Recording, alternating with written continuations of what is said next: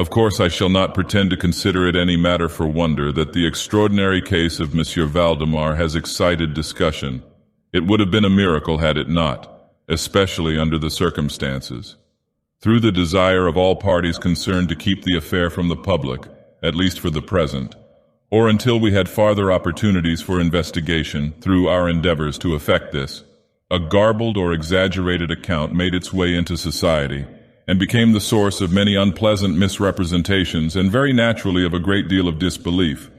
It is now rendered necessary that I give the facts as far as I comprehend them myself. They are succinctly these. My attention for the last 3 years had been repeatedly drawn to the subject of mesmerism, and about 9 months ago it occurred to me quite suddenly that in the series of experiments made hitherto, there had been a very remarkable and most unaccountable omission. No person had as yet been mesmerized in articulo mortis. It remained to be seen first whether in such condition there existed in the patient any susceptibility to the magnetic influence. Secondly, whether if any existed it was impaired or increased by the condition. Thirdly, to what extent or for how long a period the encroachments of death might be arrested by the process. There were other points to be ascertained, but these most excited my curiosity, the last in especial, from the immensely important character of its consequences.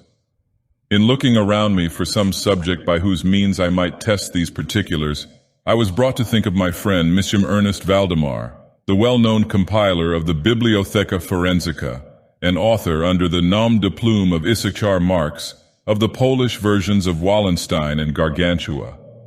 Monsieur Valdemar, who has resided principally at Haarlem, NY since the year 1839, is or was particularly noticeable for the extreme spareness of his person, his lower limbs much resembling those of John Randolph, and also for the whiteness of his whiskers in violent contrast to the blackness of his hair, the latter in consequence being very generally mistaken for a wig.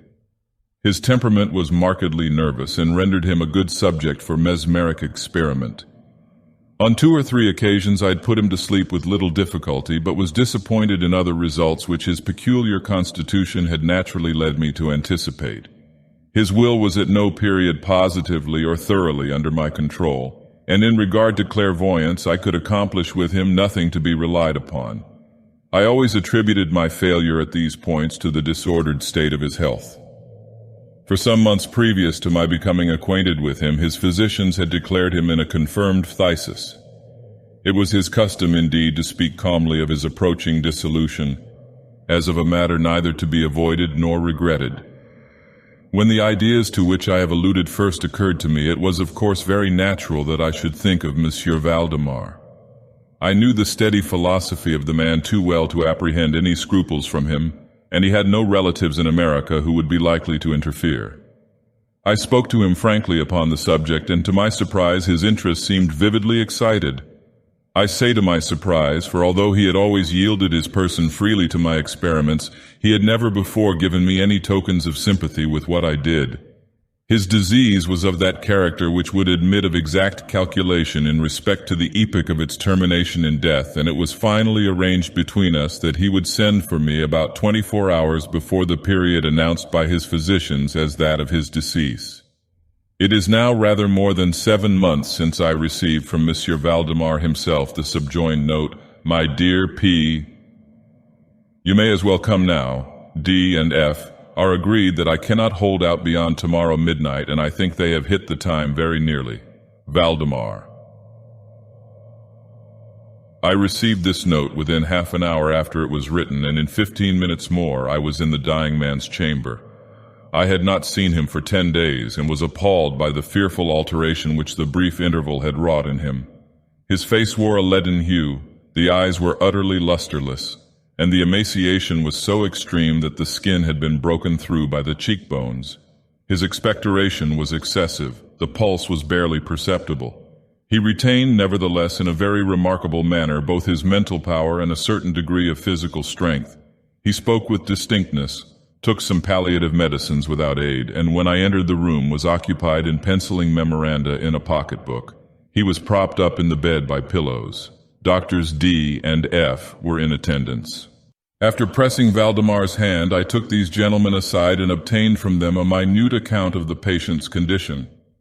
The left lung had been for 18 months in a semi-osseous or cartilaginous state, and was of course entirely useless for all purposes of vitality. The right in its upper portion was also partially, if not thoroughly, ossified, while the lower region was merely a mass of purulent tubercles running one into another. Several extensive perforations existed, and at one point permanent adhesion to the ribs had taken place.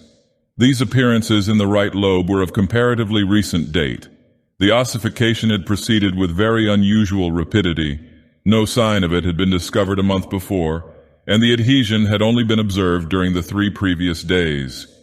Independently of the phthisis, the patient was suspected of aneurysm of the aorta, but on this point the osseous symptoms rendered an exact diagnosis impossible.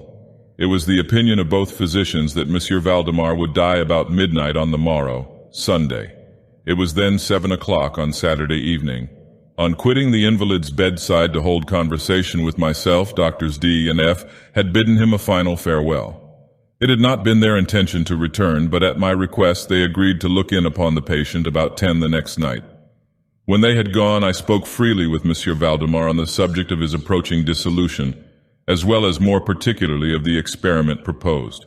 He still professed himself quite willing and even anxious to have it made, and urged me to commence it at once.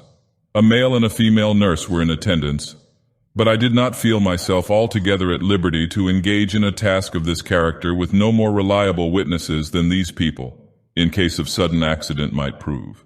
I therefore postponed operations until about 8 the next night, when the arrival of a medical student with whom I had some acquaintance, Mr. Theodore L., relieved me from farther embarrassment. It had been my design originally to wait for the physicians, but I was induced to proceed first by the urgent entreaties of Monsieur Valdemar, and secondly by my conviction that I had not a moment to lose, as he was evidently sinking fast. Mr. L. was so kind as to accede to my desire that he would take notes of all that occurred, and it is from his memoranda that what I now have to relate is for the most part either condensed or copied verbatim. It wanted about 5 minutes of 8 when, taking the patient's hand, I begged him to state as distinctly as he could to Mr. L. whether he, Monsieur Valdemar, was entirely willing that I should make the experiment of mesmerizing him in his then condition. He replied feebly, yet quite audibly, "Yes, I wish to be mesmerized," adding immediately afterwards, "I fear you have deferred it too long." While he spoke thus, I commenced the passes which I had already found most effectual in subduing him. He was evidently influenced with the first lateral stroke of my hand across his forehead, but although I exerted all my powers, no farther perceptible effect was induced until some minutes after 10 o'clock, when Doctors D and F called, according to appointment. I explained to them in a few words what I designed, and as they opposed no objection, saying that the patient was already in the death agony, I proceeded without hesitation, exchanging, however, the lateral passes for downward ones, and directing my gaze entirely into the right eye of the sufferer. By this time his pulse was imperceptible and his breathing was stertorous, and at intervals of half a minute. This condition was nearly unaltered for a quarter of an hour. At the expiration of this period, however, a natural although very deep sigh escaped the bosom of the dying man, and the stertorous breathing ceased.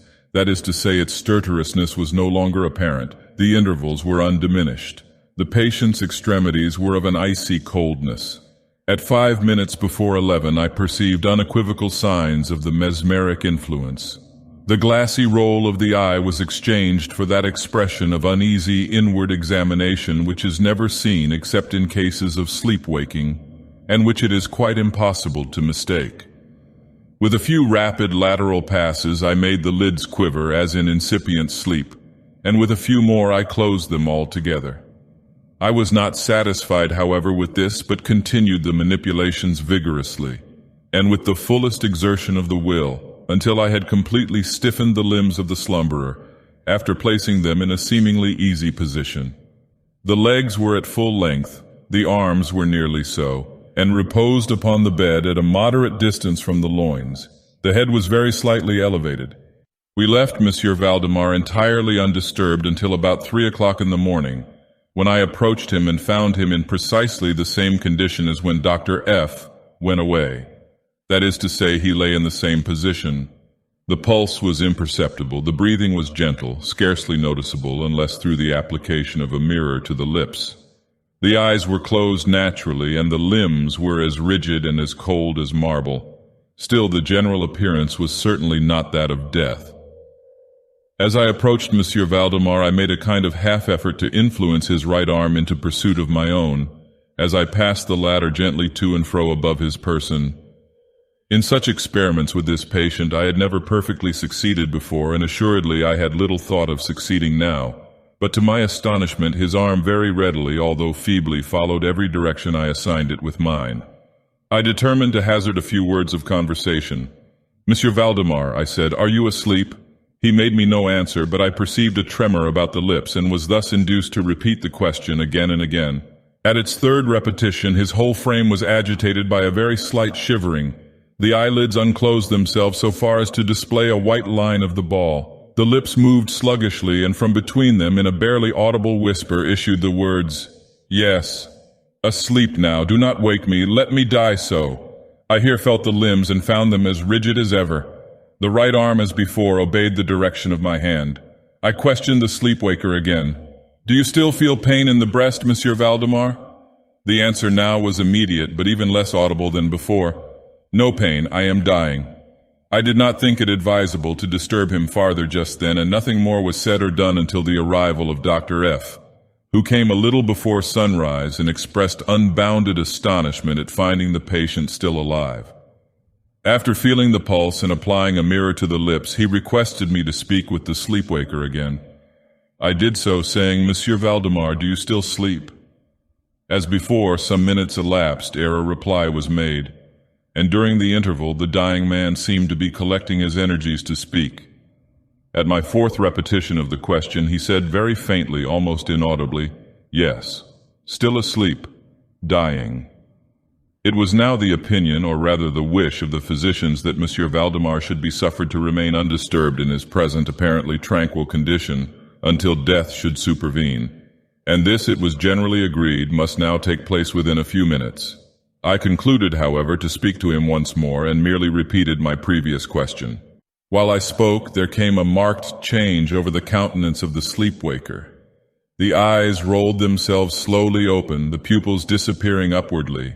The skin generally assumed a cadaverous hue, resembling not so much parchment as white paper, and the circular hectic spots, which hitherto had been strongly defined in the center of each cheek, went out at once. I use this expression because the suddenness of their departure put me in mind of nothing so much as the extinguishment of a candle by a puff of the breath.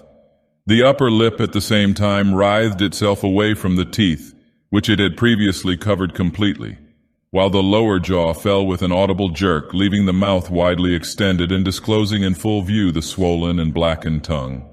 I presume that no member of the party then present had been unaccustomed to deathbed horrors, but so hideous beyond conception was the appearance of Monsieur Valdemar at this moment that there was a general shrinking back from the region of the bed.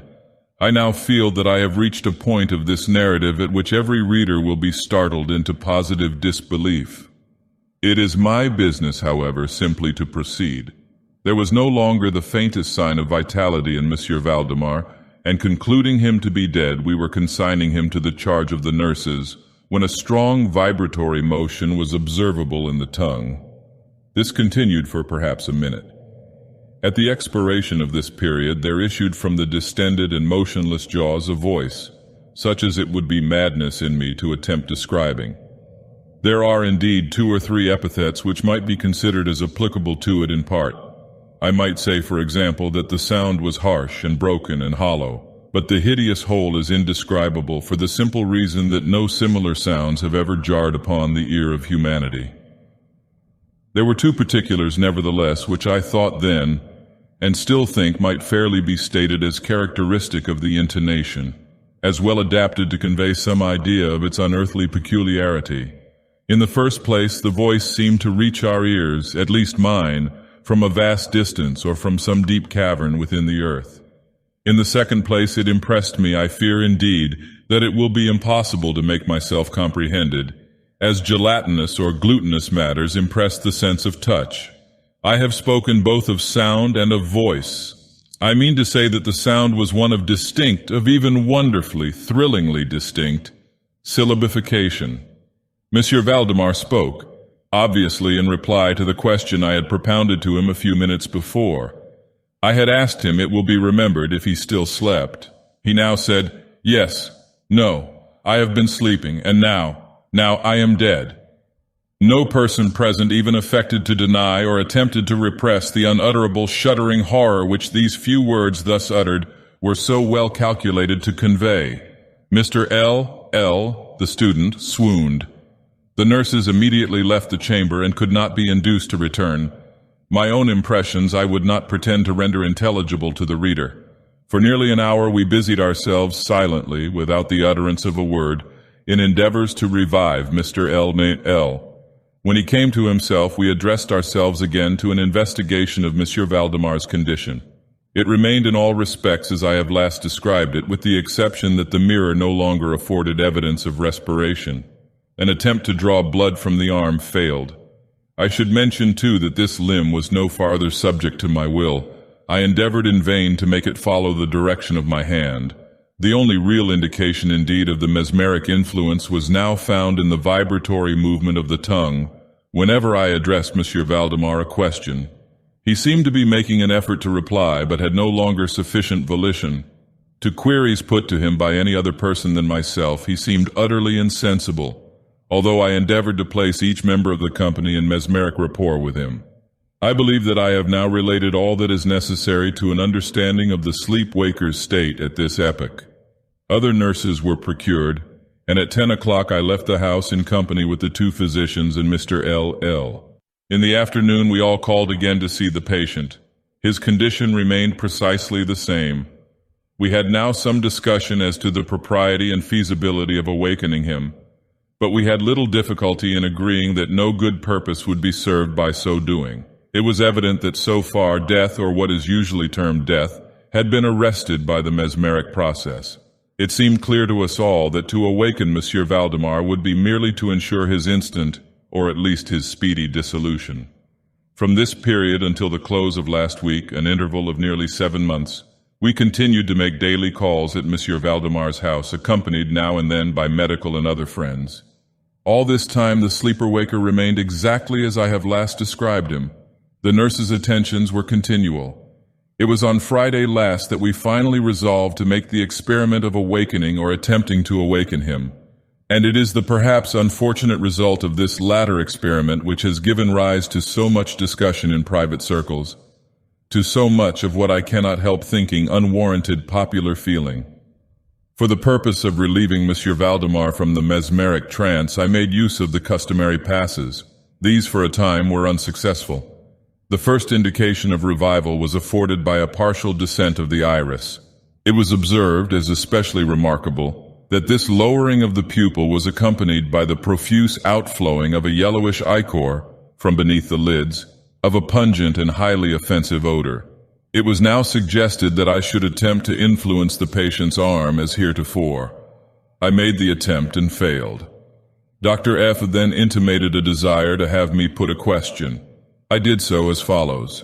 Monsieur Valdemar, can you explain to us what are your feelings or wishes now? There was an instant return of the hectic circles on the cheeks, the tongue quivered, or rather rolled violently in the mouth, although the jaws and lips remained rigid as before, and at length the same hideous voice which I have already described broke forth. For God's sake, quick, and put me to sleep, or quick, awaken me, quick, I say to you that I am dead. I was thoroughly unnerved, and for an instant remained undecided what to do. At first I made an endeavor to recompose the patient, but failing in this through total abeyance of the will, I retraced my steps and as earnestly struggled to awaken him. In this attempt I soon saw that I should be successful, or at least I soon fancied that my success would be complete, and I am sure that all in the room were prepared to see the patient awaken. For what really occurred, however, it is quite impossible that any human being could have been prepared. As I rapidly made the mesmeric passes amid ejaculations of dead, dead, absolutely bursting from the tongue and not from the lips of the sufferer, his whole frame at once, within the space of a single minute or even less, shrunk, crumbled, absolutely rotted away beneath my hands.